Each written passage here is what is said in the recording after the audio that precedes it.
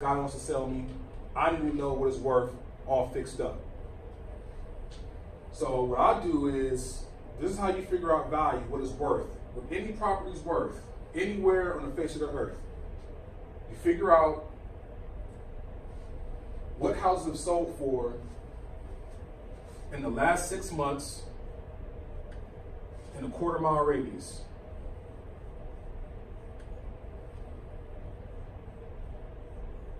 Three houses similar to this one. So this one is a 3-bed, 1-bath ranch.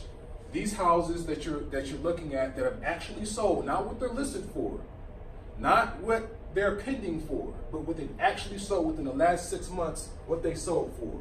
So I say, Darnell, you got 3 houses in the same neighborhood. This one sold for $107,000. This one sold for $102,000. And this one sold for $112,000. So what you would do is you would add these 3 up and you'll get an average. So whatever that average number is would be your after repair value. So let's just say, just for even numbers, we'll say it's worth $110,000. I might be off by a couple thousand. But just to give you the picture, it's worth $110,000 all fixed up. So you say, okay, cool. So Tony told me it's worth $110,000 all fixed up. Now what I do is I take my contractor in here. And Mr. Contractor, I'm looking to fix this property up. Tell me what it's going to be worth to fix it up comparable to these 3 properties that actually sold. So he says, all right, Darnell, this property is going to be a full gut job. For me to do this job for you, it's going to cost you about $30,000 to fix up.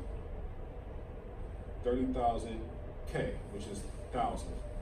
All right, cool. So I know that it's going to cost me $30,000 to fix up.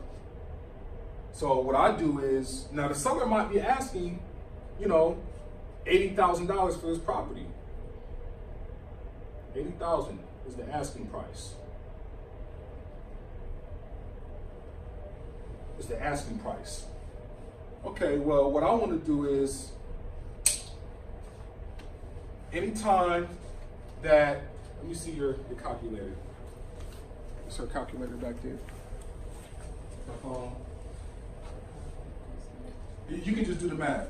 Do the math, Darnell. So basically, this is what constitutes a good deal. What you would do is take the $110,000 after repair value and multiply it by 0.65, which is 65%. What do you have?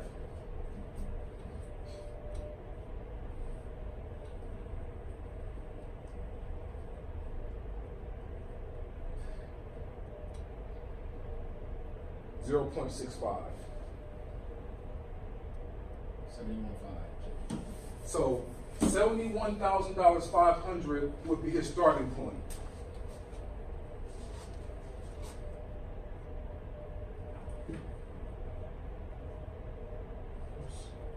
Okay, starting point.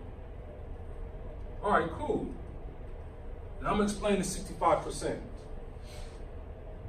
So what you would do then is subtract that $30,000 from that $71,500. So you wouldn't offer, so you want to subtract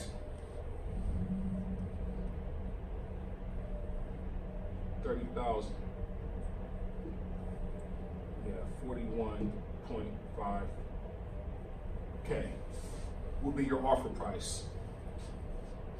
Because once you add in this $30,000, you're back up to $71,500, and the difference between $101,000 you're going to sell the property for would be your profit.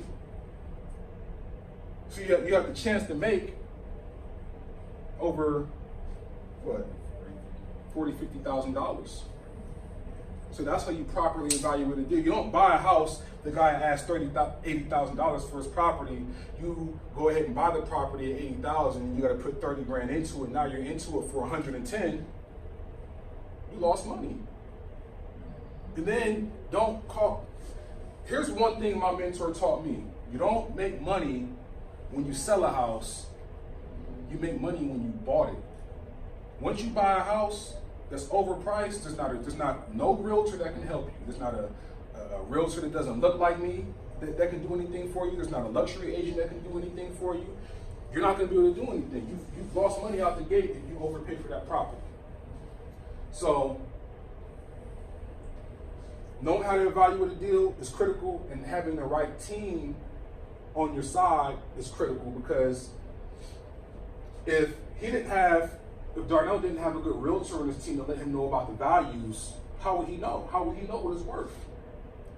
He wouldn't know. If he didn't have a contractor who's going to let him know it's going to cost $30,000, he wouldn't be able to evaluate that deal properly. So it's all about knowing how to evaluate a deal and having a good team.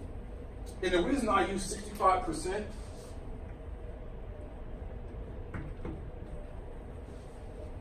it's not just some number that I just pulled out the sky. 65% is what most lenders will loan you against the value of the after repair value. Has there been any case where you found yourself straying from that formula in any way? Like, have you decided that sometimes maybe this is a good deal, I do 60 or something like that instead of 65? Oh, anytime you can get below 65%, that's even better. The deal gets sweeter because now you got more profit. It makes lenders way more comfortable. What about higher? Higher? I'll tell you this. The higher you get on 65%, the less attractive